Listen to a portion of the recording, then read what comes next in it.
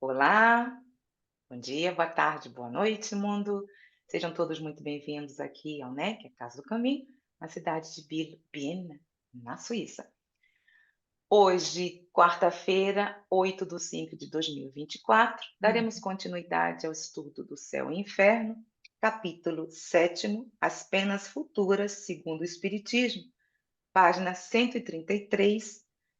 Não, desculpem, eu tô que estou aí, página 131, primeiro parágrafo, porque eu já estava lá. Então, Terezinha é conosco, gratidão, Vamos lá, bem-vindo, então, boa gratidão tarde. também ao Edilson, muito obrigada. Conosco, Terezinha, vamos lá. Boa tarde a todos e boa noite, né? Para quem não sabemos quem vai assistir depois, que horário vai assistir, mas a gente cumprimenta a todos. Então, nós vamos iniciar hoje, aqui no livro Céu e Inferno.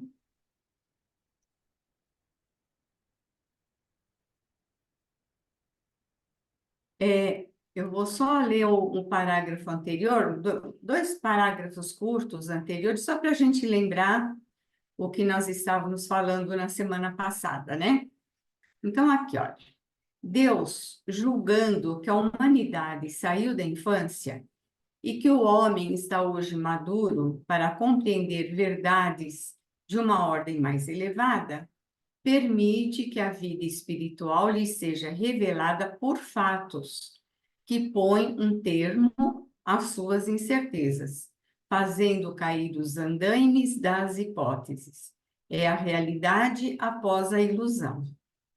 A doutrina espírita, no que se refere às penas futuras, não é mais fundada sobre uma teoria pré-concebida do que suas outras partes. Em tudo, ela se apoia sobre observações, sendo isso que lhe dá autoridade. Ninguém então imaginou que as almas após a morte devessem se encontrar nesta ou naquela situação. São os próprios seres que deixaram a Terra que vêm hoje, com a permissão de Deus, e porque a humanidade entra numa nova fase, nos iniciar nos mistérios da vida futura, descrever sua posição feliz ou infeliz, suas impressões e sua transformação na morte do corpo.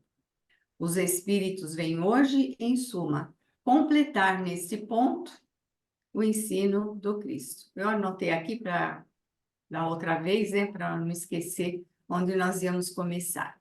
Então, nós vamos começar desse parágrafo agora, né? Não se trata aqui da relação de apenas um espírito que poderia ver as coisas somente do seu ponto de vista, sob um único aspecto, ou ainda estar dominado pelos preconceitos terrestres, nem de uma revelação feita a um único indivíduo que poderia se deixar enganar pelas aparências, nem de uma visão estática que se presta às ilusões e é com frequência apenas o reflexo de uma imaginação exaltada. Então, só nesse trechinho aqui já tem, né, vários aspectos que Kardec coloca, né, que a doutrina espírita, esses ensinamentos, os princípios, as leis, tudo que nós aprendemos na doutrina espírita, não é a visão de um espírito, né? É, não é uma revelação feita a um único indivíduo, né? E nem também está baseado na visão dos estáticos, né? Aquele fenômeno do êxtase. Então, eu vou pegar já a notinha que vai falar sobre isso. Vamos ver já, né? A nota 91. Ela remete, né? Ver parte 1, capítulo 4 do Livro dos Espíritos. Capítulo 6. Desculpa, capítulo 6 do Livro dos Espíritos, questões 443, 444. Eu já estou com ele aqui, viu, Zélia? Estou com ele aqui. Você Então, vai essa entrar no capítulo 6, que seria o purgatório deste é, livro. eu peguei o trecho aqui que Kardec que remeteu, né? Kardec fez essa relação, só para a gente entender, porque ele está falando do estático, né? Do êxtase, do fenômeno do êxtase, que é um fenômeno de exteriorização do espírito, só que tem algumas ressalvas, né? Kardec coloca ressalvas com relação à visão dos estáticos, né? Então, ele coloca aqui. Não está aparecendo não, tá, Terezinha? Não, o Livro dos Espíritos está aqui. Desculpa, gente. Espera aí. Aqui, ó. O Livro dos Espíritos, né? Ah, tá, você vai... porque o É, capítulo, a parte 1 do capítulo 6, Purgatório, é longo, e já é conversamos longo. muito Não, sobre isso. Não eu só vale a pena. peguei. Porque E eu peguei, Kardec, também acho interessante, é só esse, e como você vai ler, aí eu posso complementar sobre essa parte do estático depois, tá? então, porque Kardec só se referiu a esses dois itens, É. 443 e 444, né? Que é o que interessa para aquele comentário que tem no livro do Céu e Inferno, né? Então, na 443, ele diz: há coisas que o estático diz Desculpa, ver. Terezinha, não está aparecendo. Não? Ai, desculpa, eu não. Não Desculpa, está gente. aparecendo o livro, Peraí, o pera um livro dos pouquinho. espíritos. Desculpa, Terezinha. Deixa eu ver. Inferno, é aqui, ó. Eu não pus para compartilhar. Agora tá, né? Aqui está Tá. tá expiação. Eu vou pôr, mas tá, agora entrou o texto, né? Entrou, Terezinha. Então, Obrigada. peraí. Não, eu estou fazendo tudo errado. Desculpa, Mas não tem gente. problema, não. Faz parte, Terezinha. Nós estamos Eu sei. aprendendo. A expiação é aqui. Agora vai. Desculpa, agora vai. Livro dos Espíritos. Aqui está aparecendo agora, né? Tá. Questão 443. Há coisas que o estático diz ver e que são claramente produto de sua imaginação, estimulada pelas crenças e preconceitos terrenos. Segue-se, então, que tudo o que vê não é real? Resposta: o que ele vê é real para ele. Entretanto, se o seu espírito está sempre sob a influência das ideias terrenas, ele vê à sua maneira, ou melhor dizendo, exprime-se em uma linguagem compatível aos preconceitos e ideias dos quais se acha imbuído, ou ainda com as suas, a fim de se fazer compreender melhor. É nesse sentido, sobretudo, que pode errar. Então, tem exemplos de visão de estáticos, né, na obra de Kardec, que o que ele vê? Ele vê as coisas de acordo com as suas crenças. Então, aquele que é católico, ele vê o demônio, vê o inferno, não é? Então, ele interpreta a sua visão de acordo com aquilo que ele acredita, de acordo com os seus preconceitos, de acordo com as suas crenças, né? Com as suas ideias que estão muito enraizadas nele. Por isso que a visão dos estáticos não é confiável, como Kardec coloca, né? 444. Qual o grau de confiança que se pode depositar na revelação dos estáticos? Resposta: o estático pode muitas vezes enganar-se, sobretudo se quiser penetrar no que deve permanecer um mistério para o homem, porque então se abandona às suas próprias ideias, ou torna-se joguete de espíritos enganadores que se aproveitam do seu entusiasmo para fasciná-lo.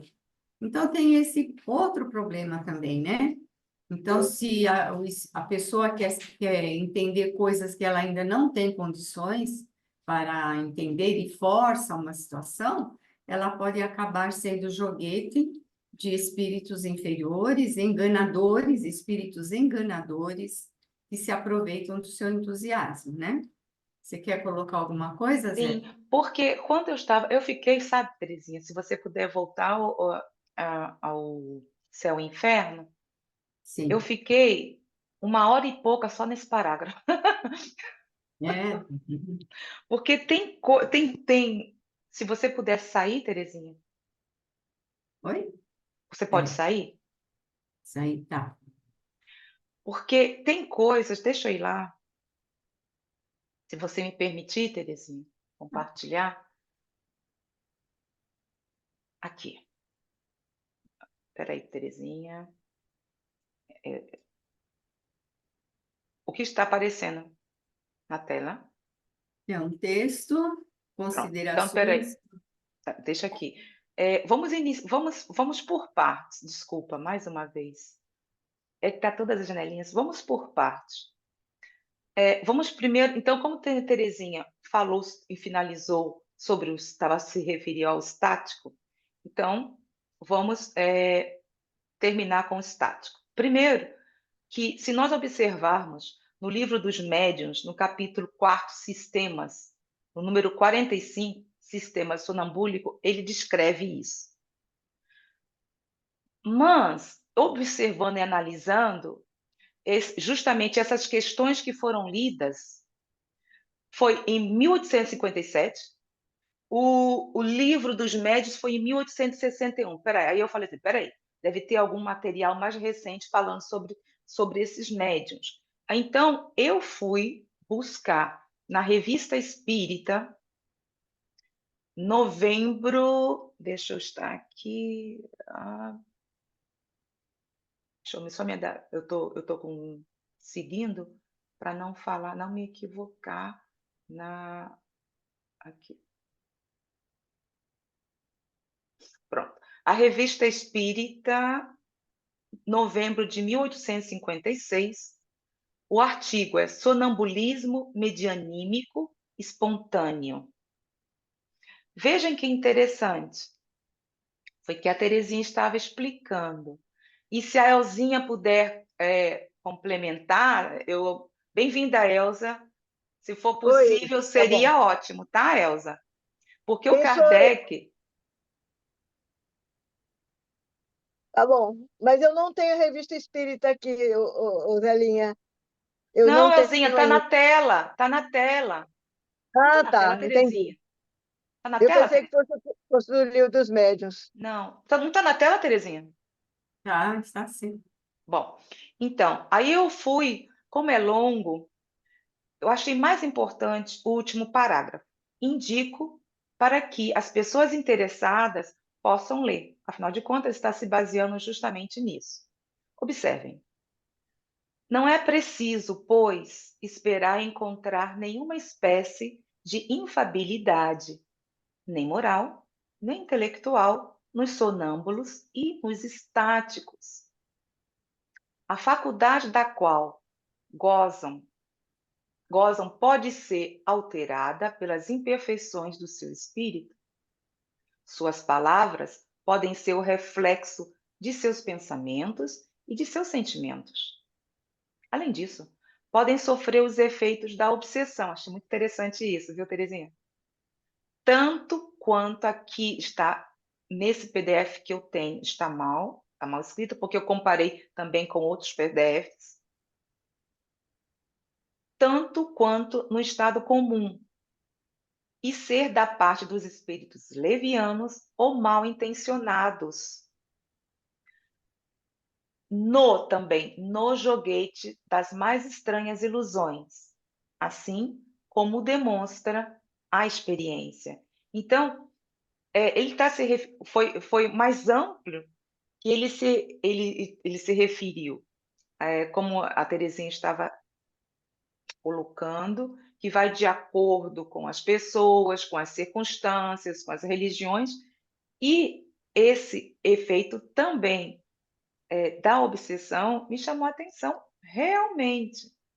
E o que você acha, Terezinha, sobre isso? Vamos primeiro comentar essa parte aqui para finalizarmos. Tem muita coisa aqui para ser comentada. O que você acha? É como ele coloca ali no outro texto que eu li, que ele pode, quando ele força, né, ele quer forçar, entrar em assuntos que ele ainda não tem capacidade, né, ele pode se tornar joguete de espíritos enganadores, né? Que não deixa de ser uma obsessão, né? Uma perturbação, uma obsessão, dependendo do grau, vai de uma perturbação até uma fascinação, né? Então, é o que ele está falando lá. E isso pode acontecer mesmo, não só com o estático, como com qualquer um de Qualquer um de nós. nós, como estamos constantemente sendo influenciados pelo mundo espiritual. Então, Elzinha, você quer colocar alguma coisa ou eu posso seguir a leitura? Eu concordo com a Terezinha, realmente é isso mesmo, tem Uhum. razão, realmente. Porque nós estamos nos referindo aos médicos, ó, aos médiuns estáticos. Médicos É da cruz. verdade. Mas olha só, é muito difícil a gente achar, hoje em dia, um tipo de mediunidade desse tipo aqui, médium estático. Eu, É principalmente, difícil. eu nunca convivi com nenhum Sim, deles. é uma mediunidade rara mesmo, difícil, É, não é comum. Pode ser que no tempo de Kardec, né, É, fosse mais comum, né, como ele estava elaborando a doutrina, então ele tinha acesso a todos os tipos de mediunidade, né? Mas é, hoje, realmente, hoje é raro. Eu, mas é pelo menos. verdade, o que vocês estão falando, se no Livro dos Espíritos, do Herculano Pires, A ele tra- tem. a tradução do Herculano Pires, né? Desculpa, a tradução do Herculano Pires, porque Sim. aqui meus arquivos está tudo por, por autores. Aí tá. Ele tem falando que na época de Kardec, É. na época, o que estava ocorrendo, e justamente o próprio Kardec, ele inspira, foi no início, quando estava o espiritismo, então tem toda essa explicação. Por isso que não há mais necessidade desse tipo de mediunidade, porque as habilidades estão se ampliando, estão se tornando mais fáceis também, né? Não há necessidade de tanta coisas. Eu não sei como Tanto poderia. na época de Kardec era muito comum os fenômenos físicos, né? Porque É, era para chamar atenção mesmo, precisava chamar atenção, principalmente de Kardec. O que chamou a atenção de Kardec foram os fenômenos físicos, as mesas girantes, falantes, né? As é, pancadas, os ruídos. Mas por quê? Para chamar atenção, para se começar a elaboração da doutrina. Né? isso, Hoje não, hoje a fase que nós estamos vivendo hoje é do entendimento, da compreensão da doutrina, e essa compreensão, através dessa compreensão, a gente ir fazendo as modificações, o melhoramento em nós mesmos, nos tornando seres humanos melhores, mais fraternos, mais, né, solidários. É para isso hoje, né? Então, hoje não tem mesmo tanto fenômeno físico mesmo, não, é muito raro, né? isso. Muito raro. Uhum. Então, inclusive até a parte dos próprios médicos mecânicos são tão difíceis que os médios mecânicos que poderíamos colocarmos aqui, mas Hoje a tendência que a gente nota é a mediunidade intuitiva, que está aumentando bastante. Por hum, quê? É o ideal, porque na mediunidade mecânica, o médium não tem participação praticamente, né? Ele entrega o braço lá e o espírito que movimenta tudo. Agora, a intuitiva tem a participação do próprio médium. Ele participa porque o espírito se utiliza do arcabouço intelectual do médium. Então, o médium precisa estudar, ele precisa, né, aprender, ele precisa também ter bastante conhecimento para ele ser útil para os espíritos. Então, a ser um mediunidade instrumento mais útil. mais útil. Então, Porque a nesse, mediunidade nesse caso aí, intuitiva Terezinha, desculpa, nesse caso de ser um instrumento, às vezes sem pensarmos como você está falando, estamos estudando no nosso dia a dia, sem querer ocorre certas coisas que não saiu, que não fomos nós. Então, como estávamos falando, estamos sempre nessa comunicabilidade com o mundo espiritual, sempre, sempre. sempre Então, estamos.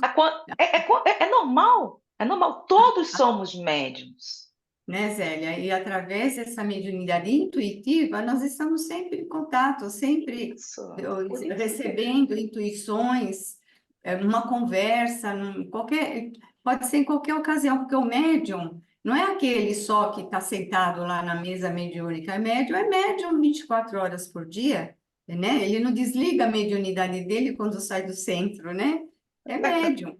Então, a gente está sempre sendo vamos dizer assim, utilizado, né, pelos espíritos. Agora, depende do nosso teor mental, né, da qualidade dos nossos da nossa pensamentos, conduta nossos, moral. dos nossos sentimentos, da nossa conduta, que tipo de espíritos, né, que vão nos intuir, né? Pois Vai é. depender de nós. Isso daí é muito importante. Por isso que a intuitiva, nesse sentido, ela é mais, vamos dizer assim, útil para nós mesmos. Porque na mediunidade intuitiva, o médium, ele não é passivo, ele é ativo. Ele Uhum. está participando, né? Então, ele está aprendendo e está crescendo, né? Ele não é um mero instrumento, né? E desenvolvendo a própria mediunidade que estamos, no caso, nos Uhum. referindo à intuitiva, porque o que ocorre, quantas vezes, nos próprios estudos, no nosso, como nós estamos falando, estamos assim, às vezes, ó, tendo ideias que vai surgindo e nos fala, É, fala assim, uhum. peraí, mas isso aí não sou eu, não fui eu que falei isso, não é? É De E verdade. alguma, aí, o próprio, e aí eu vejo um outro lado também, que é o lado anímico. Quando a gente fala em mediunidade, tem que se falar em animismo. Sim, com Animismo certeza. antigamente era uma palavra assim, que ninguém gostava. Todo mundo, Não, né? Ele fala, nossa, ele está fazendo, é, é, é, como diz, está mistificando, porque não é espírito, é anímico. Mas, na verdade, nós, todos os médiums, tem que ter o animismo junto, né? Medianímico, porque o médium ele dá de si também, né? sim. Daí Uhum. a necessidade dele estar preparado, dele estar convenientemente, né, educado para perceber, para filtrar, né, e dar a contribuição dele, porque ele não é um computador que o médium, o espírito chega ali e digita, não. Né? É. A participação dele é importante também, né? Você falou certo, concordo com você, Terezinha. principalmente quando é consciente. Nós sabemos diferenciar. Porque, inclusive, por que estamos nos detendo? Porque foi falado o estático. Por isso que, como ocorre isso comigo, às vezes, eu tenho a parte intuitiva, mas muitas vezes, quando em ocasiões graves que ocorreu, eu fui. Era como se fosse você sente uma proteção, porque foi grave, e falava certas coisas, ou então me freava para não utilizar de emoções inconvenientes naquele exato, vamos dizer, de não falar, mas sim de me frear. Então existe, isso é normal. Tudo vai Normal. depender da conduta, das circunstâncias e principalmente quando estamos tentando nos burilar, nos vigiar e a intenção de cada um de nós sempre, sempre estaremos também com os bons espíritos. E vamos ver também, não nos esqueçamos que também temos os nossos protetores espirituais, aquelas pessoas que estão, ou aqueles que são simpáticos a nós. Hein? Então, se Uhum. está vendo, se nós que estamos aqui encarnados, se eles conseguem ver determinadas coisas que pode ser prejudicial, por que não estar utilizando desta faculdade que é tão inerente ao Uhum. ser, né? De uma forma suave, Isso. Como suave, sugestão, delicada. como sugestão, porque a decisão é sempre nossa. É uma sugestão, mas algumas vezes, Terezinha, como ocorreu aqui, Sim. houve sim uma intervenção que eu tenho isso, mas eu senti. Mas isso é uma outra coisa. Aí é para desenvolver, aí é a parte mediúnica. Tá. Vamos continuar aqui. Seria, pois, um erro crer que as visões e as revelações, mais uma vez, observem como Kardec, desde o primeiro parágrafo, está se referindo duas vezes às revelações. As revelações do êxtase não podem ser senão a expressão da verdade, como todas as outras manifestações. É preciso submetê-las ao cadinho do bom senso e da razão, colocar à parte o bom e o mal, o que é racional e o que é ilógico. Se essas espécies de manifestações se multiplicam, é bem menos em vista de nos dar revelações extraordinárias do que para nos fornecer um novo objeto de estudo e observação observem, sobre as propriedades da alma e nos dar uma nova prova de sua existência, de sua independência da matéria. Então, isso é o que nós havíamos conversado, né? Mas aqui o cadinho da razão, do bom senso, como mencionou também, que às vezes há, sim, algum tipo de animismo, mas, Elzinha, até aí, se há um animismo, temos que estar encarando como caridade. Ocorre nas casas espíritas, está apontando o dedo para o médium e nos esquecemos de abraçar, porque neste exato momento, o médium está necessitando ser abraçado, acolhido e entendido, porque quantas são as vezes que está sendo tratado também. Então, não vamos nos esquecer da caridade para com todos, né? Alguma coisa aqui que vocês querem colocar? Bem-vindo, Júlio. Bem-vindo, seu Júlio. Alguma coisa que queira adicionar aqui? Ok. Eu queria colocar o seguinte também.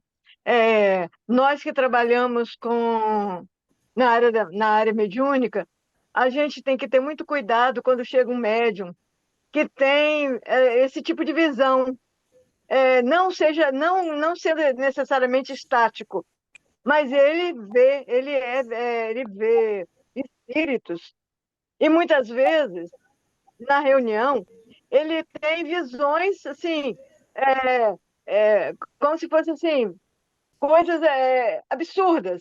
Ele vê monstros, ele vê serpentes, ele vê águias. Eu já tive um rapaz que frequentava a reunião que ele falava assim: eu já estou vendo um espírito em forma de morcego enorme aqui do lado, aqui no canto. Aí eu falei assim: olha, presta atenção. E aí eu conversava com ele. Presta atenção se é realmente isso que você está vendo, ou se é o espírito que está mostrando para você essa figura, para você ficar com medo. Aí ele fixava a atenção, falou assim, firma seu pensamento, e aí ele fixava a atenção, aí depois ele falava assim, realmente ele está com uma figura mostrando para mim uma figura, está me botando medo. Mas aí ele caía em si, né? Ele via que era manipulação. E aí eu conversava com ele, e aí daí desaparecia. E o espírito se apresentava, dando gargalhada, entendeu? Quer dizer, estava querendo iludir, iludir. Então a gente tem que ter cuidado quando surge um médium assim, né? Um médium que está iniciando, que não tem muita prática, não tem muito, assim, conhecimento ainda da doutrina, né? Então, se a gente não souber, a gente vai na onda mesmo. Por isso que é essencial, Elzinho, o estudo. Estudo justamente que é aconselhado do livro dos médiuns. Né? Exatamente. Do livro dos médiuns, está observando, analisando e etc. Mas vamos continuar aqui, porque aí vamos entrar na parte mediúnica, especificamente no que nós estamos nos referindo. Exatamente. Não é o caso. Terezinha, me chamou a atenção, se você me permite, aqui também, duas coisas. Sobre as palavras que ele está se referindo e colocando sobre as revelações. Você também, no início, estava falando sobre... leu o anterior, os anteriores, e também Sim. falando sobre revelação. E quando ele está se falando sobre revelação, me chamou, eu fiquei observando, analisando, uma revelação feita a um único indivíduo e poderia se deixar enganar pelas aparências, nem de uma visão estática como aí. Bom, enfim, eu fui buscar o porquê dessas revelações no capítulo 1, Natureza da Revelação Espírita, da Gênese, página 46. Se você me permitir. Porque não adianta a gente ficar seguindo, aqui o estudo é para isso, penso eu, né? Aqui, peraí, onde eu estou? Desculpem. Oh lá lá, c'est douan, aqui. Então, a Gênese, página 75, a Gênese que eu tenho, item 62. Como eu disse, capítulo 1.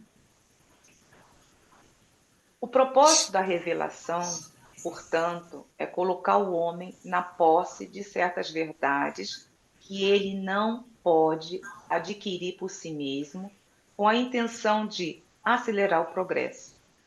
Essas verdades se limitam, em geral, a princípios fundamentais destinados a colocá-lo no caminho das investigações e não a conduzi-lo pela mão. São marcos que lhe mostram o objetivo. É sua tarefa estudá-los e deduzir suas aplicações, longe de libertá-lo do trabalho. Fornece novos elementos para a sua atividade. Então, tem tudo a ver, como foi colocado, o que nós vimos aqui, não é isso, gente? Sobre a razão, sobre o trabalho que nós temos que ter. E o que você gostaria de colocar sobre isso, Terezinha? Por Os favor. espíritos, né? Os espíritos vieram revelar, né, para os encarnados a realidade do mundo espiritual. É uma revelação que eles fizeram, né? Mostrar a realidade do mundo espiritual para nós encarnados. Só que, como Kardec fala, eles não vão nos conduzir pela mão, eles mostram essa realidade, mas qual o objetivo? Nós temos que estudar tudo isso, né? Analisar, né? Tudo usando o crivo da razão, usando o raciocínio, não é aceitar cegamente tudo. Kardec sempre fala, né, da comprovação universal dos ensinos dos espíritos, mas também usar o bom senso, usar a análise, usar a razão e também comparar com os avanços da ciência.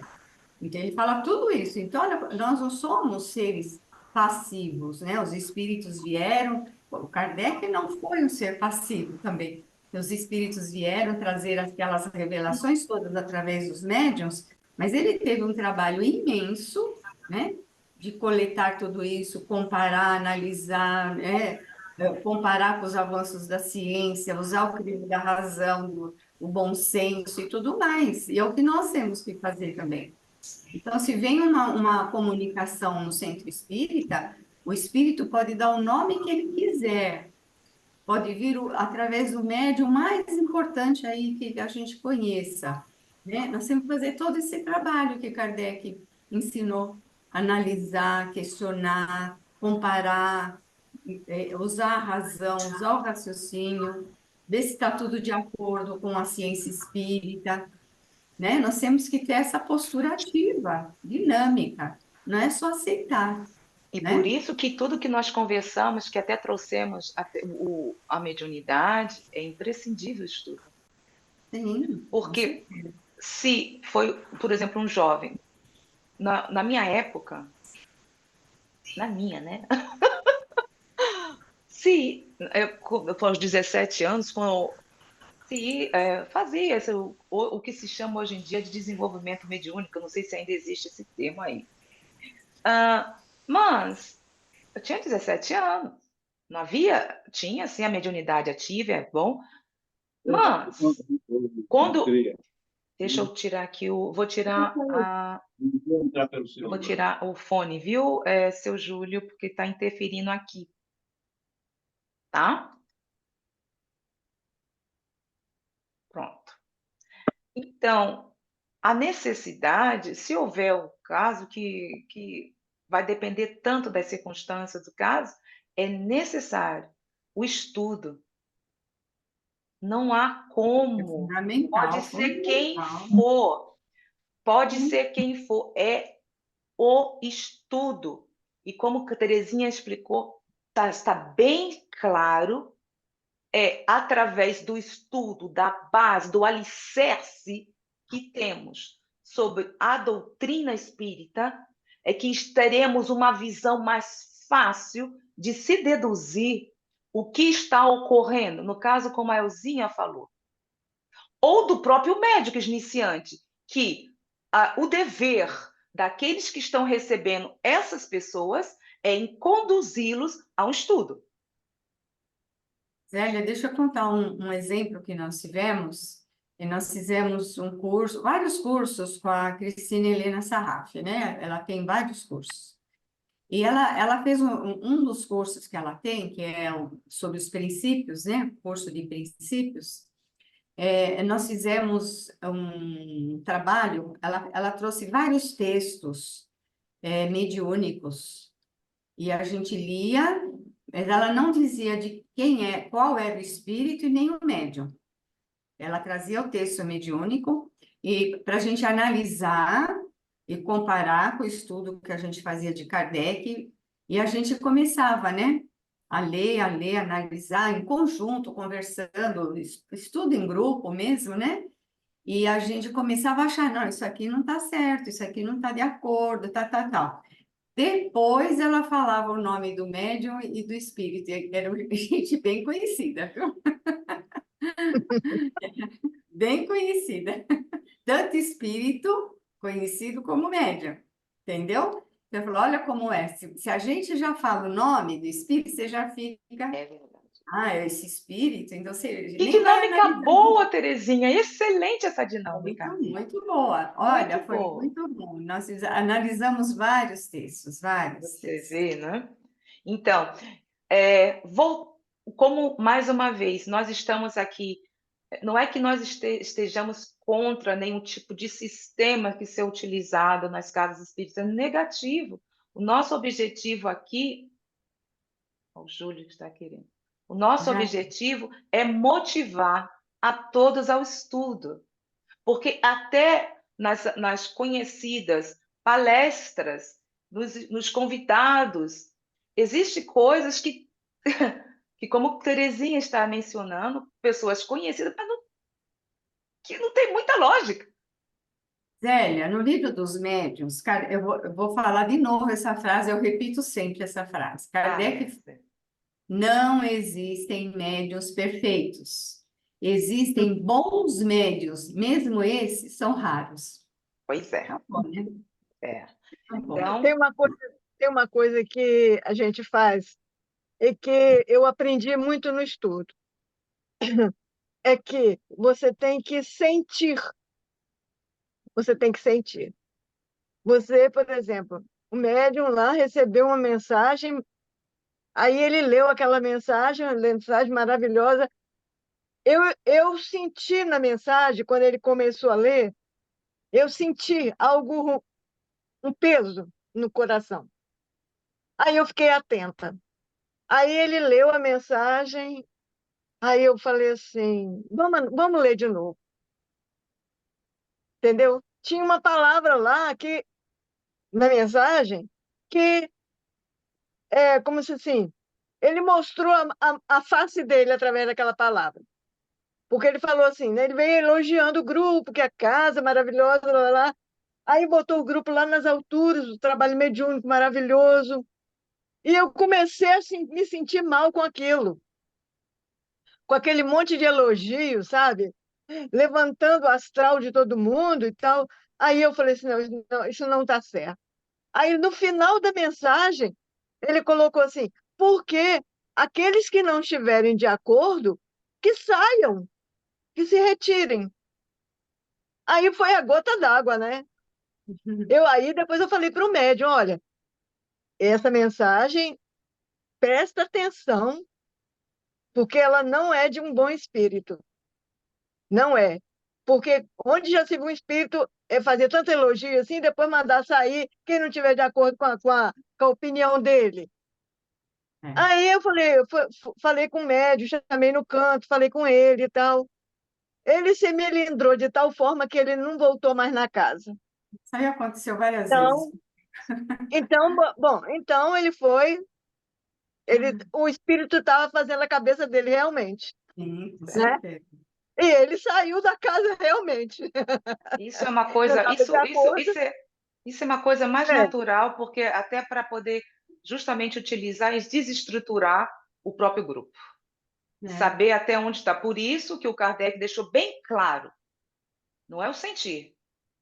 Você me desculpa, Elzinha, mas o bom senso é analisar, refletir e tirar essa mensagem. Não é uma coisa tem que ser feito, é, analisado durante um certo tempo para poder tirar, ver o conteúdo, porque tem que é o se ver conteúdo. síntese, não é o sentir, é o conteúdo. Então, quando, em qualquer que seja, onde que não é só uma mensagem. Aqui estamos indo tomando um certo caminho, mas eu gostaria de chamar, mais uma vez, trazer para o tema de hoje.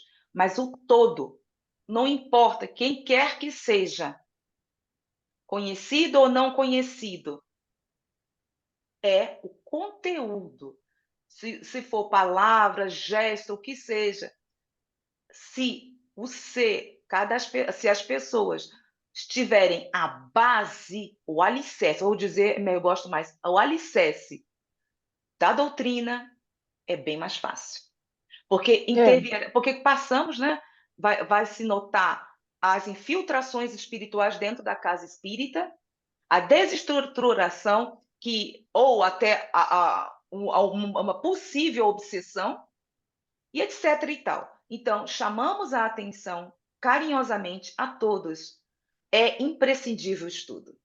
A mediunidade é inata? Sim. Mas se não houver um estudo, como é que poderemos ser, como poderemos administrar essa mediunidade? Não importa quem trabalhando, né? seja, não Trabalhando nela. importa quem seja, dirigente de casa espírita, responsável por casa espírita, sinto muito, de todo o meu carinho e atenção. O que se necessita, o que está se faltando é o estudo. É estudo. Bom, Aliás, eu admiro Kardec. Cada vez que eu leio texto de Kardec, eu falo assim, gente, esse cara era o máximo. Porque ele falou assim, ele fala que o espiritismo, ele não vem trazer nada de mão beijada, os espíritos não dão nada de mão beijada. É. Nós temos que pesquisar, nós temos que estudar, analisar, né? Então, por isso que a gente tem que estudar, porque não tem nada. Ah, seria muito bom se o texto viesse completo nas outras religiões, né? Vem tudo completo. Você fica ali, recebe e pronto, vai embora. Você não raciocina, Tem só que mas seguir, né? Tem só que seguir aquilo que está escrito, né? aceita, amém, e pronto. Nós não, Não é nós temos assim. que analisar. E Kardec fala, tem que analisar porque os espíritos não deram, a doutrina ela não está completa ainda. Muita coisa ainda há de vir. e Temos está a certeza. surgindo, e nós estamos vendo isso. Né? Nós não temos ainda maturidade para aceitar tudo. Ainda não temos. Então, por isso que a gente tem que estudar. Por isso que tem que estudar. Pesquisar, ler e pronto, né?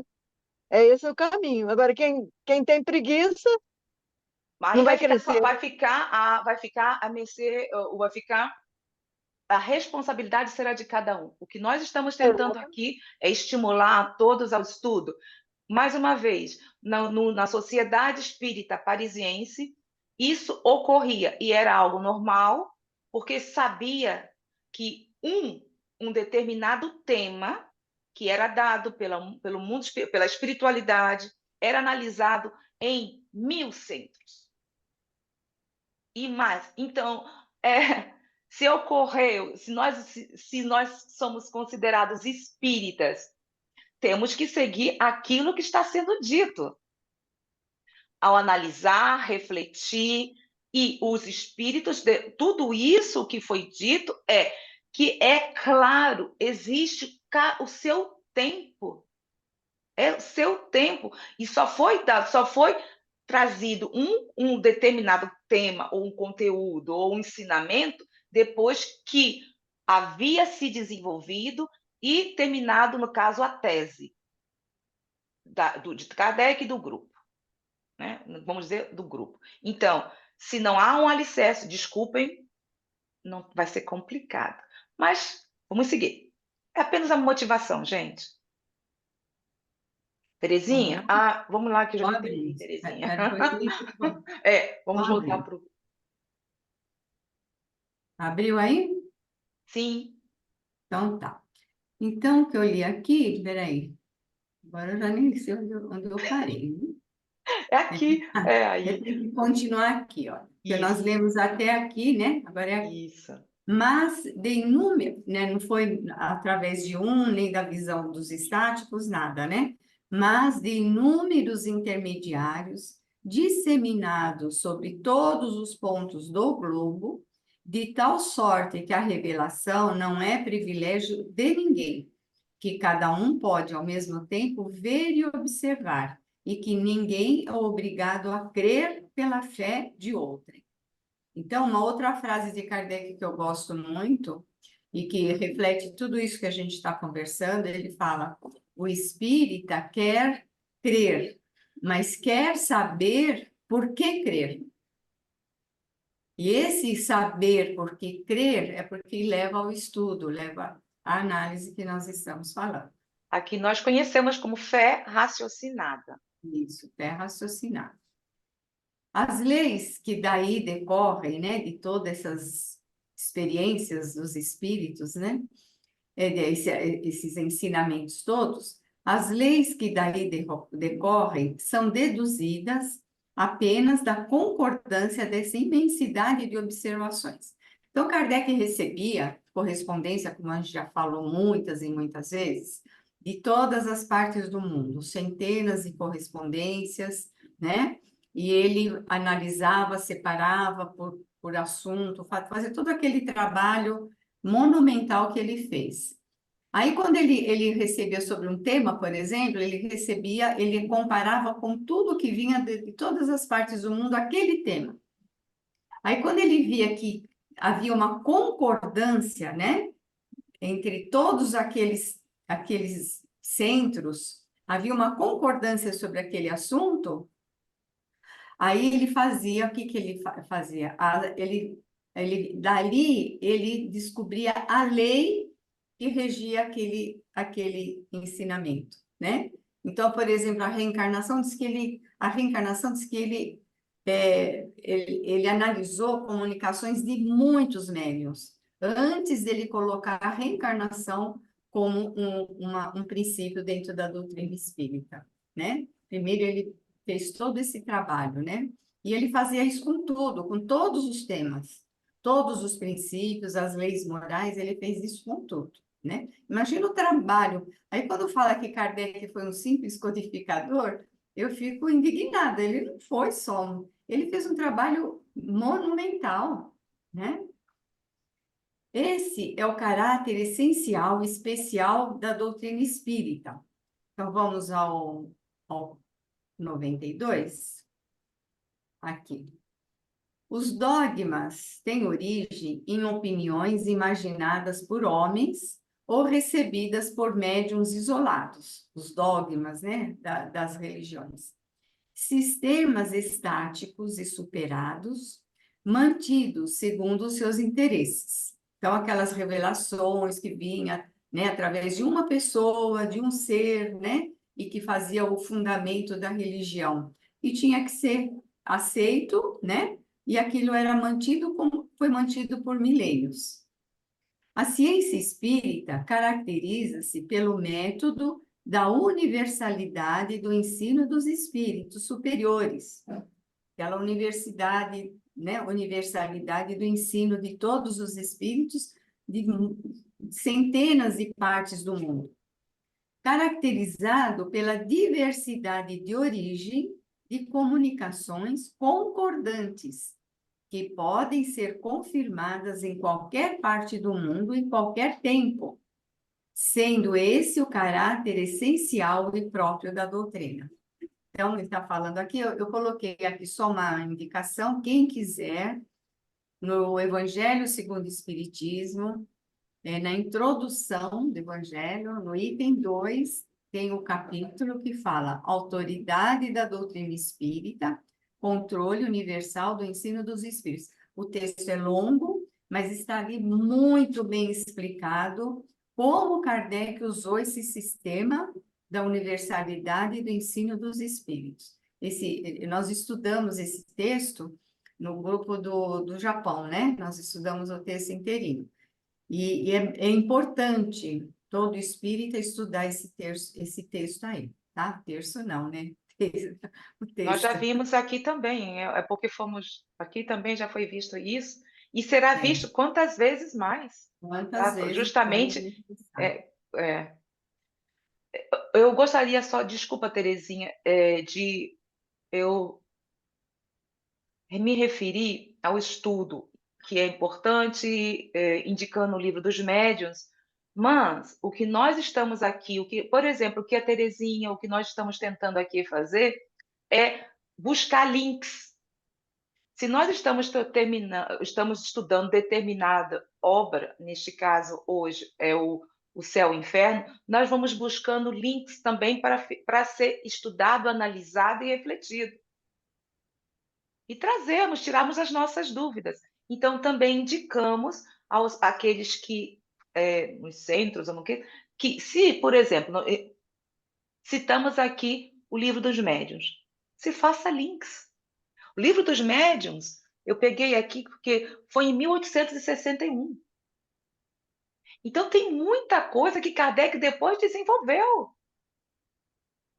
e que se encontra nas revistas, na revista espírita. Estamos vendo na Gênesis. Então, indicamos para que também as pessoas utilizem, porque tem sido gostoso, né, Terezinha? Bom. É importante isso, Vai gente. ampliando, né? Vai Vai ampliando o ampliando. conhecimento, E, ao vai mesmo tempo, aprofundando. vamos vendo as obras, Uhum. todas, A ligação, todas, que todas estão interligadas, né? todas estão. Uai, se a revista Espírito foi o laboratório inicial, então, é isso. Obrigada, Terezinha. Eu gostaria de esclarecer isso, porque ficar também durante 3, 5 anos apenas na leitura e não explicar uma determinada obra, não é bem por aí. Muito bem. Vamos continuar, então. Jamais um princípio geral é retirado de um fato isolado, ou da afirmação de um único espírito, ou do ensinamento dado a um único indivíduo, ou de uma opinião pessoal. Qual seria o homem que poderia crer-se suficientemente justo para medir a justiça de Deus? Né? Bom, isso aí já está esclarecido, né? Os numerosos exemplos citados nesta obra para estabelecer a sorte futura da alma poderiam ser multiplicados ao infinito. Mas como cada um pode observar outros análogos, seria suficiente, de certa forma, dar os tipos das diversas situações. Dessas observações, podem-se deduzir as condições de felicidade ou de infelicidade da vida futura. Ele está se referindo aqui à segunda parte do livro O Céu e o Inferno, onde tem os exemplos, né?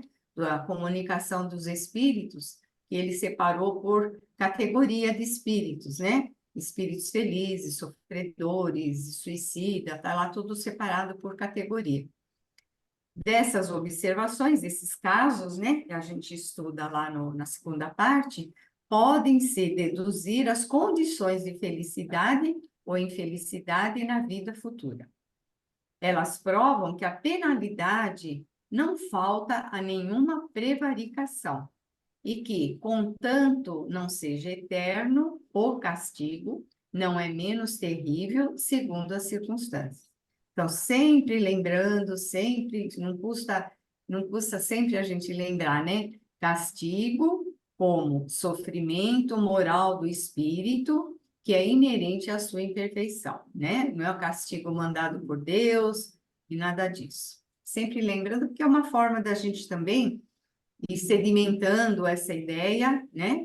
E a gente vai se libertando daquela ideia de castigo divino, né? Alguém quer A falar gente alguma pode, coisa? Terezinha, eu não gosto dessa palavra castigo. Eu falo assim, o resgate é inevitável, o resgate. Porque você adquiriu uma dívida, você tem que resgatar aquela dívida, né? O Então, castigo já impõe uma pessoa, alguém que tem maldade, impondo uma maldade. O castigo dá essa ideia de alguém fazendo uma maldade com outra pessoa. Está castigando. E não é isso, não é não, isso, né? uma- É um resgate. porque como nós vamos ver mais à frente, cada ato, cada escolha, cada decisão, ela provoca consequências naturais. Isso. A Kardec usa muito essa expressão, consequências naturais. E essas consequências naturais que nós temos que enfrentar, porque na hora de escolher, a gente pode escolher, decidir e tal, mas na hora de enfrentar as consequências naturais, nós temos que enfrentar. E essas consequências naturais que nós mesmos provocamos com os nossos atos, né? Muita gente encara como castigo. E não é É, castigo, é consequência natural das escolhas, né? Dos atos. Então, é uma forma, porque a gente não pode mudar o que está em Kardec, não pode mudar, né? Ele usou a então eu palavra, acho mas o que nós é, podemos eu acho fazer. assim, eu acredito que seja o termo ação e reação. Não, não, É, não, peraí. Ação Aí vamos, e peraí. reação. Peraí. Vamos entrar numa coisa. Vamos fazer o seguinte. Não, não, peraí, que nós estamos justamente estudando sobre tudo isso para reavaliarmos sobre essa ação e reação, causa e efeito, punição e castigo. Se vocês, Terezinha, você me permite? pode, Vou pode. então, por favor, trazer punição e castigo.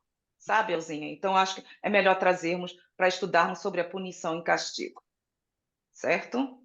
Terezinha, pode sair, por favor? Eu vou para a tela maior.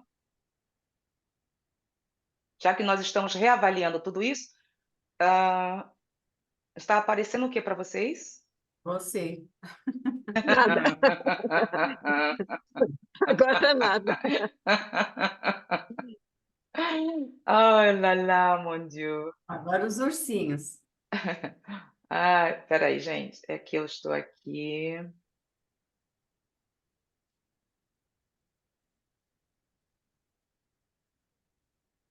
Aqui, vamos lá.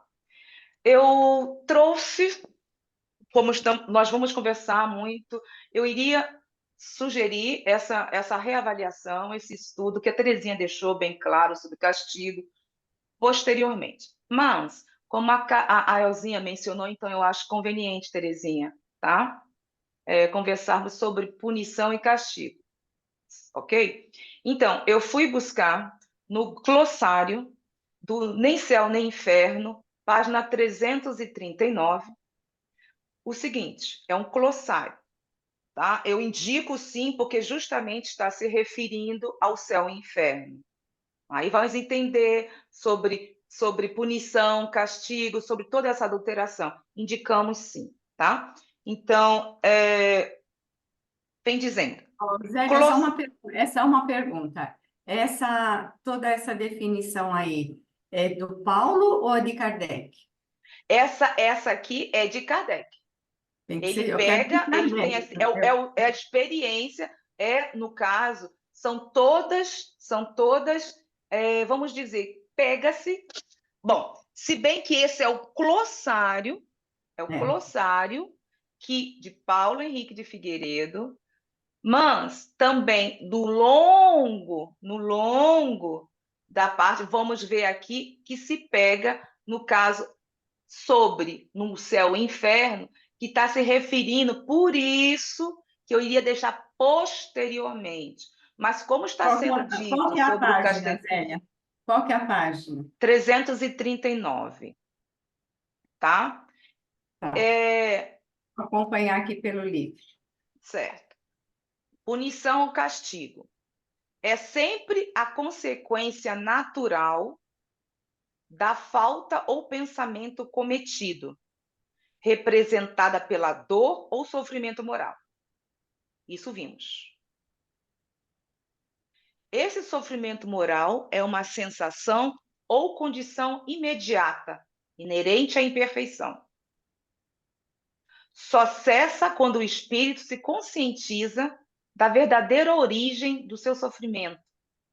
A imperfeição se esforça, só cessa quando o espírito se conscientiza da verdadeira origem do seu sofrimento, a imperfeição, e se esforça por removê-la. Já as tribulações e vicissitudes da vida terrena, que são sofrimentos físicos, são vivências próprias do mundo físico, decorrentes das leis da fisiologia e da matéria, portanto, neutra. Elas são úteis e necessárias para os espíritos que as escolhem como provas e expiações para o seu próprio desenvolvimento.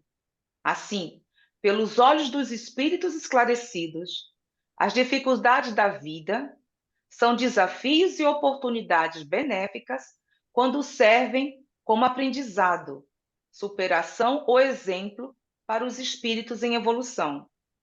Muitas das coisas que os indivíduos lamentam durante a vida serão reconhecidas como triunfos ou trunfos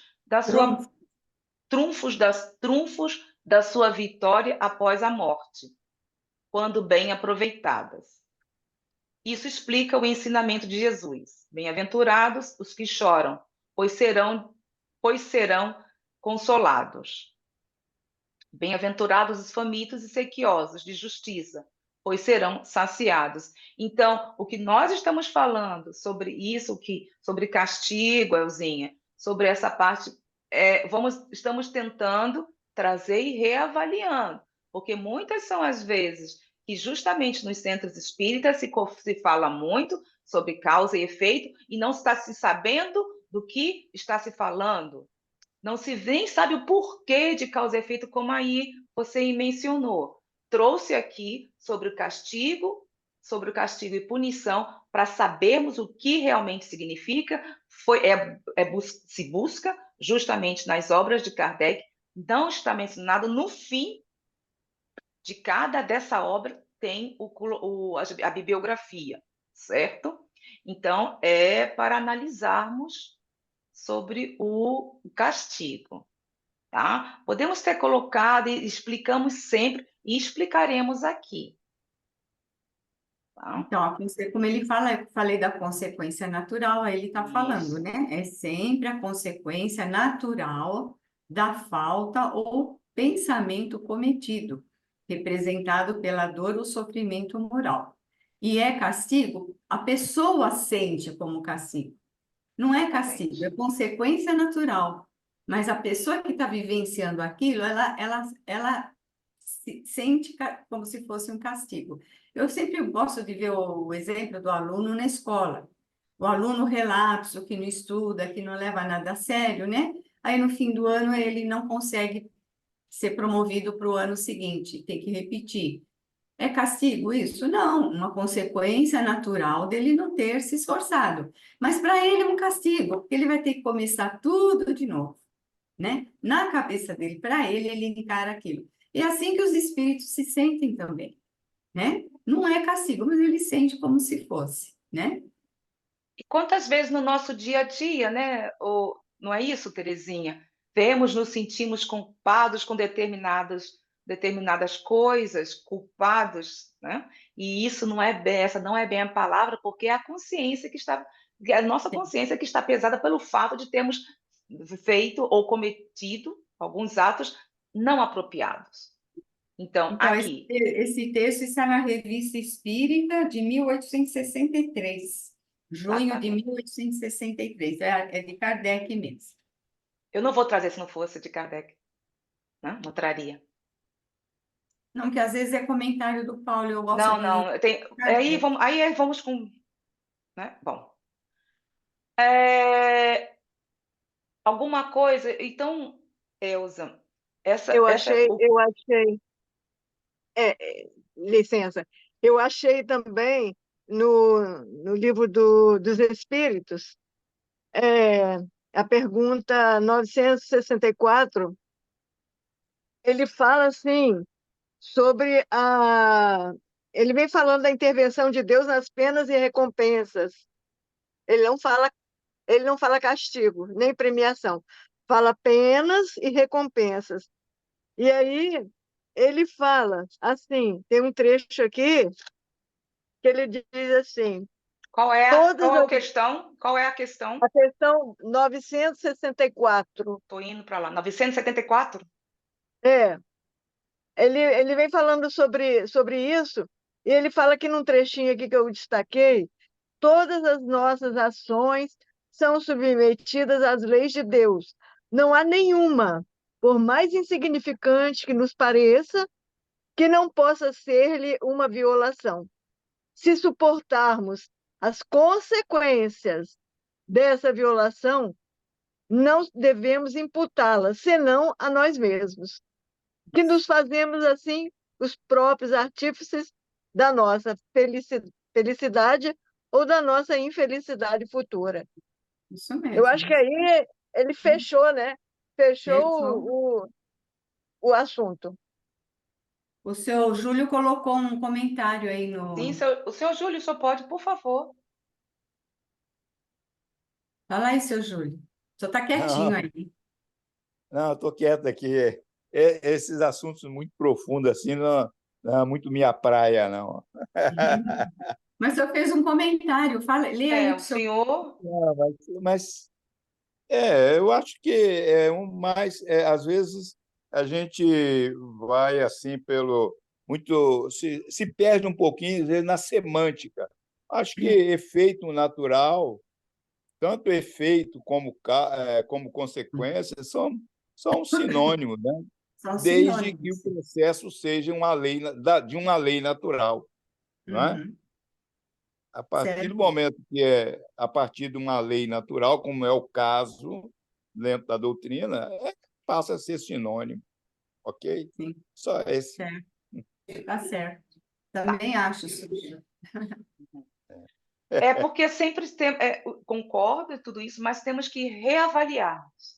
Então, nós estamos assim, alguns termos, explicar, não tem importância, para que possamos, Não, entendeu? Porque nós estamos fazendo aqui, justamente como. Não, isso eu entendi, mas como aqui, divulgando, esclarecendo cada coisinhas assim, que eu mesma aprendi equivocadamente. tá. Zélia, se me permite, então, uma observaçãozinha, eu parabenizo a sua condução técnica, porque você, a partir do momento que alguém, eu tenho notado, a pessoa, às vezes, não é que divirge, mas demonstra um conhecimento aqui, um conhecimento paralelo ali, aqui e acolá, você tem sempre uma carta na manga aí, né? E você mostra um texto que esclarece em definitivo as coisas. Muito bem, essa sua técnica Obrigada, aí está mas aqui valendo. o grupo é assim. O grupo Sim, sim, utiliza dessa concordo, técnica, sem problema. utiliza É, dessa técnica e como nós usamos também esses recursos que ficam mais fáceis para nós, irmos direto à fonte. Se colocou, sim. por exemplo, aqui, a Elzinha colocou, não foi? Foi 973. Quais são os maiores sofrimentos que os maus espíritos podem suportar? Foi essa, Elza? Foi 963, isso. Ai, E, desculpa. e 964, são as duas. E eu tenho que fazer isso. Uhum.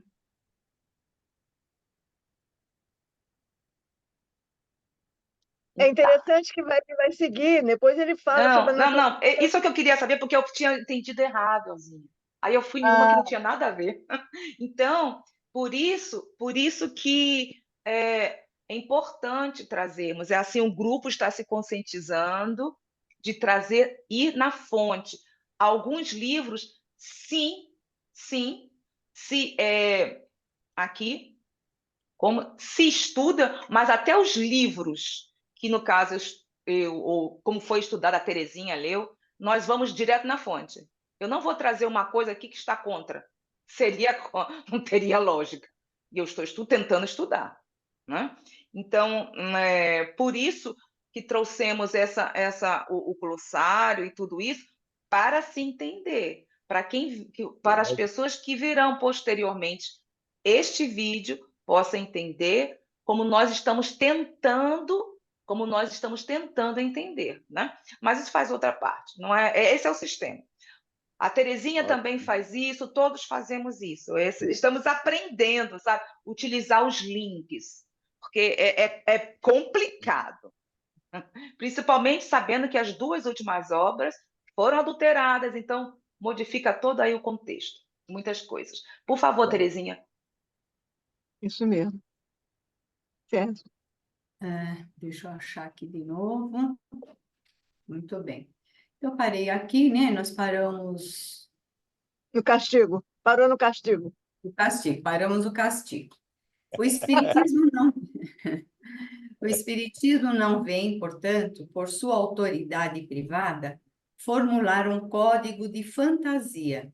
Sua lei, no que se refere ao futuro da alma, deduzida de observações feitas sobre o fato, pode ser resumida nos pontos seguintes. Então, no item, na nota 93, após a apresentação de um resumo da doutrina, em 25 conceitos fundamentais, Kardec define-os como representação da lei da justiça divina. Então, agora vem aqueles 25 itens, né, do capítulo 8º do livro Céu e Inferno, onde ele vai falar, né, da justiça divina, né? O capítulo que ele... Antes que você inicie, sobre a nota que ele se referiu, representação da lei da justiça divina. Algumas pessoas,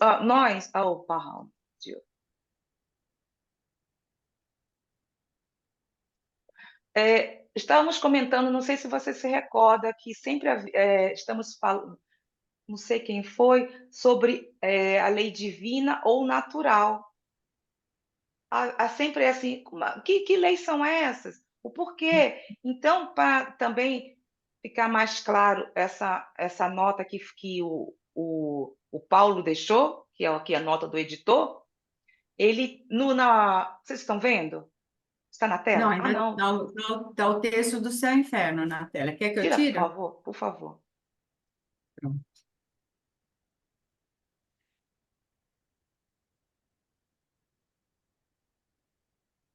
O Livro dos Espíritos tem lei divina como natural.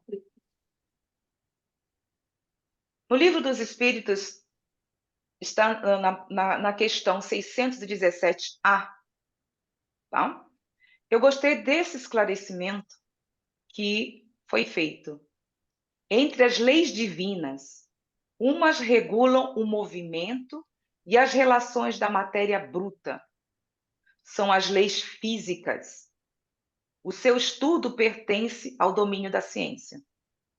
As outras concernem especialmente ao homem e as suas relações com Deus e com os seus semelhantes. Compreendem as regras da vida do corpo e as da vida da alma. São as leis naturais.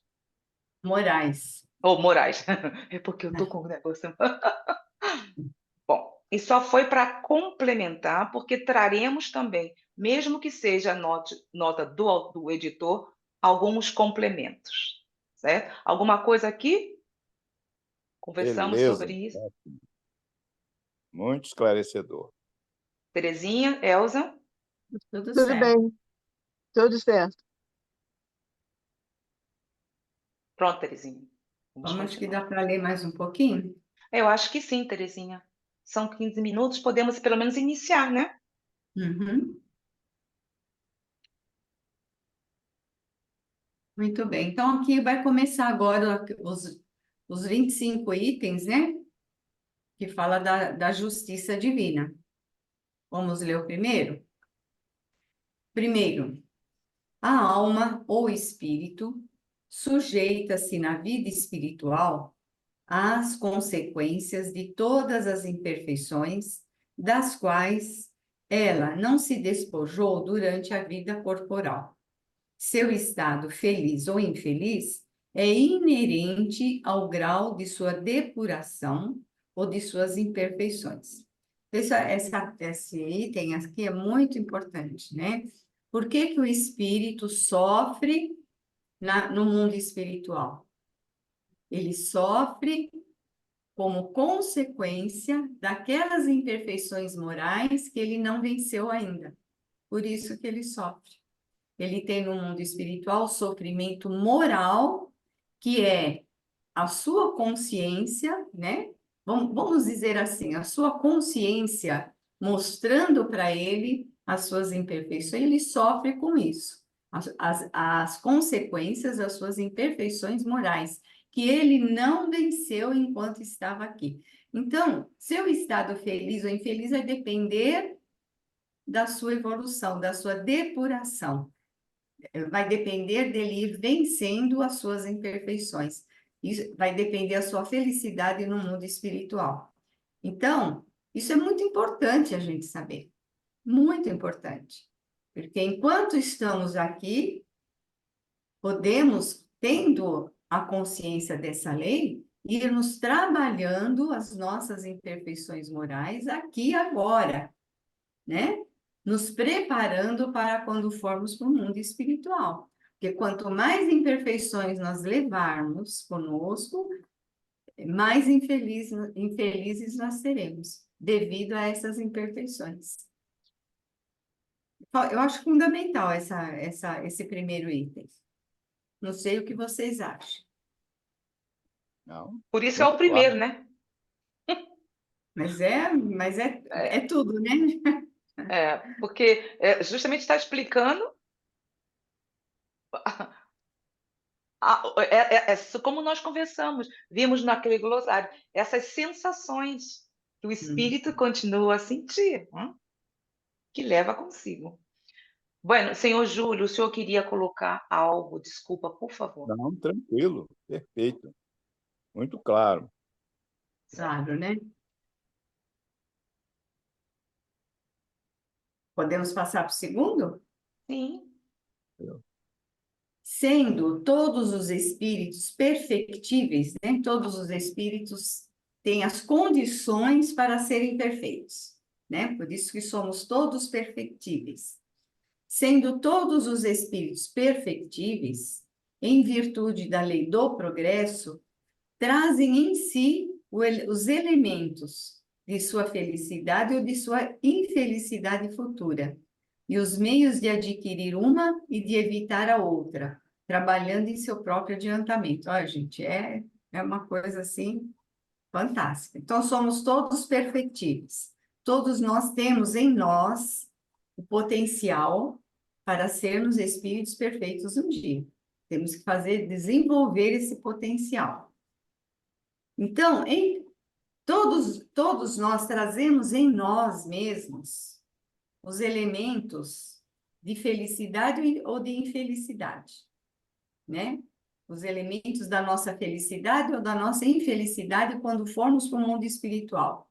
E temos em nós mesmos os meios de adquirir a felicidade e de evitar a infelicidade. Está em nós, né?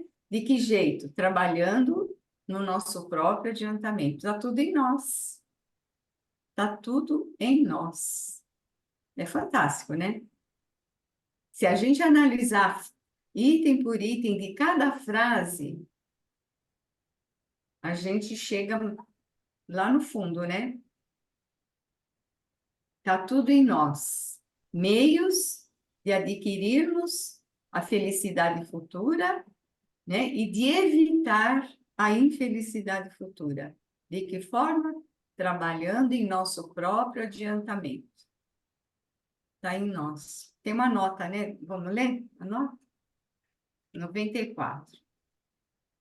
Nesse item segundo, fundamental, somente presente na versão legítima de 1865, Kardec, antes de tudo, demonstra a mais completa responsabilidade moral do espírito, proporcional ao seu desenvolvimento intelectual.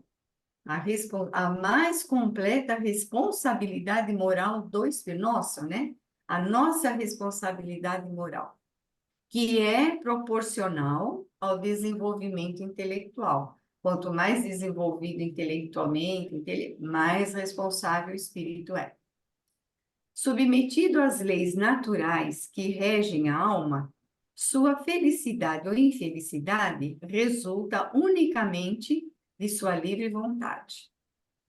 Olha aí. Não depende de Deus, não depende dos outros espíritos, não depende de ninguém, depende da nossa vontade. A felicidade ou infelicidade resulta unicamente de sua livre vontade. Qualquer mudança depende do seu esforço e conscientização. Essa conscientização é termos a consciência das leis divinas que estão na nossa consciência, trazer à tona essa conscientização, né? Essa teoria moral autônoma é oposta às ideias de intervenção divina, de castigos e recompensas impostos por uma deliberação da vontade divina, queda, pecado e karma, presentes na visão heterônoma das religiões ancestrais. E as religiões, de uma forma geral, o que preconizam, né?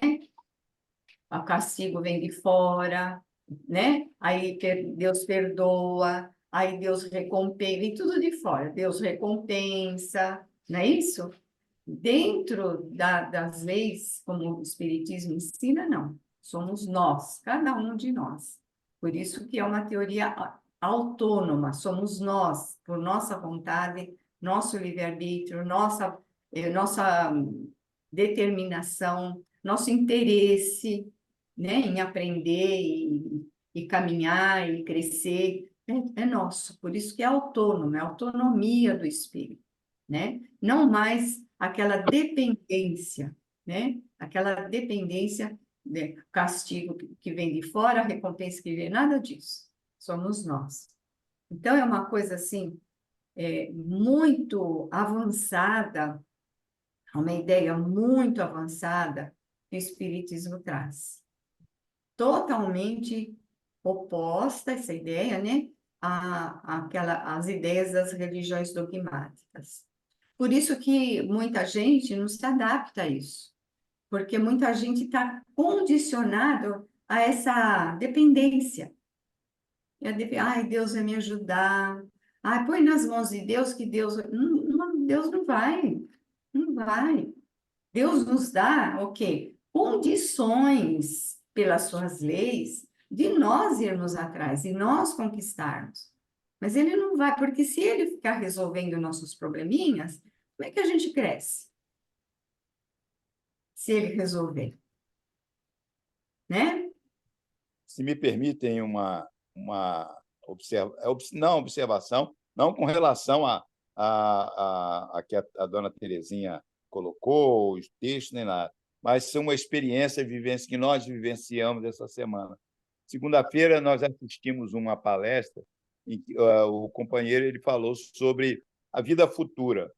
E ele foi de uma felicidade muito grande, porque parece que ele estudou esse texto e tal, e foi lá falar com a gente lá na casa espírita que a gente frequenta, dá apoio lá. Quando a gente está em Vitória, a gente vai lá nessa coisa.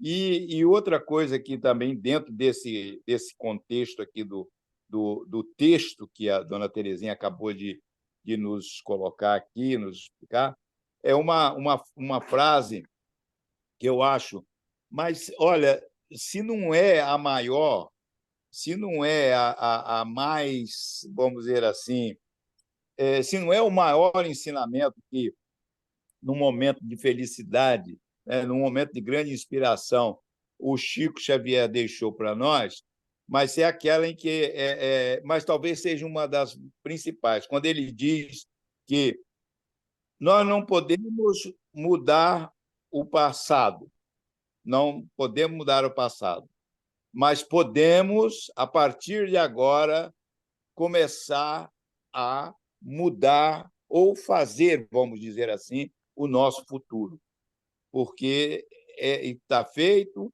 tem as leis morais que vão nos conscientizar para aceitarmos essas, essas novas as experiências decorrentes, né, dos nossos erros do passado, vamos dizer assim, mas podemos produzir um novo futuro, exatamente a partir de agora, mudando o rumo das coisas.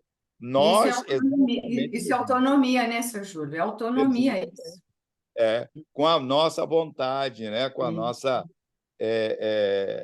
autonomia, a gente pode fazer um novo futuro, né? Ok, obrigado. Terezinha, eu acho que podemos parar por aqui. Sim. Vou anotar aqui, como a gente parou aqui. Aonde paramos Vamos para o Aqui, terceiro, não ó. é isso? Aqui. Tem 3. Terceiro. Não é isso, o 95. terceiro? Aqui. 95 aqui, ó. Não, 95 Vamos lá, vai. É. 8, Ah, 7. peraí. Falta 95, Terezinha? Não, vamos a partir do item 95 a próxima semana. A partir do item, nós não lemos. Peraí. Você está falando da nota 95. Não, não. Não estou falando que nós vamos nosso próximo estudo é a partir desse item aqui, ó, do 95. Não, eu acho que foi o terceiro item que a senhora Não, o estava terceiro, lendo. Terezinha, que você O leu. terceiro Você leu o daquela. terceiro. A gente vai para o terceiro. Você leu a nota Ah, é? 94. É uma Ah, tá. nota que está se referindo O aí. terceiro que deu origem à Exatamente. nota 94. Peraí, deixa eu só me achar aqui, peraí. Porque eu li aqui, né? Olha. Eu tô Você leu a olhando nota, né, é. Terezinha? Tá certo, é a nota.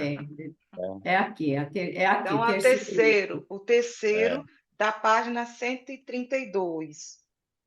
Eu vou Isso. anotar aqui. Muito bem. Certo? Alguma coisa a mais que possamos aqui finalizar o nosso vídeo? Acrescentar? Acho perfeito. Super produtivo a tarde de hoje. Que A bom, né? tarde e noite. Muito bem. Então, Terezinha, você pode compartilhar, por favor? Sim. Pronto. Então, agradeço a todas e a todos.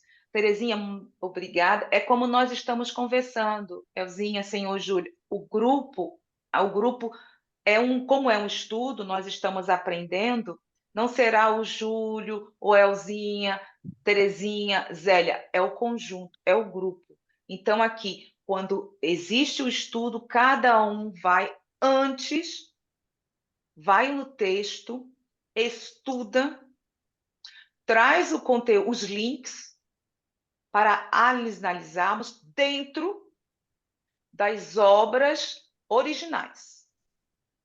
A Gênese e o Céu e o Inferno. Tá? Então, porque se for utilizar as obras que estão ainda adulteradas, não vão encontrar, por exemplo, aqui, o texto que Terezinha acabou de ler. Eles não vão encontrar esse texto, o número do segundo, porque foi adulterado, não vai encontrar. Então, recomendamos as obras no original. Utilizamos também aqui, quantas são as vezes? Até em francês. Então, voltando, só para analisarmos, é o grupo. Nós estamos aqui, todos estamos aprendendo. Né? Não é Zélia, né, Terezinha? Aqui não existe Zélia, não existe na condução de Zélia, não, é o todo. Terezinha. Quantas vezes aqui eu vou falar, mudar palavras? Não, a Terezinha, não, Zélia, não. Vocês viram? É o grupo. Porque é o que nós estamos estudando, né, gente? Estamos tentando sermos cada vez mais fraternos e solidários. Então, muito obrigada a todas. Até o próximo estudo. Terezinha, merci. Tchau. Tchau.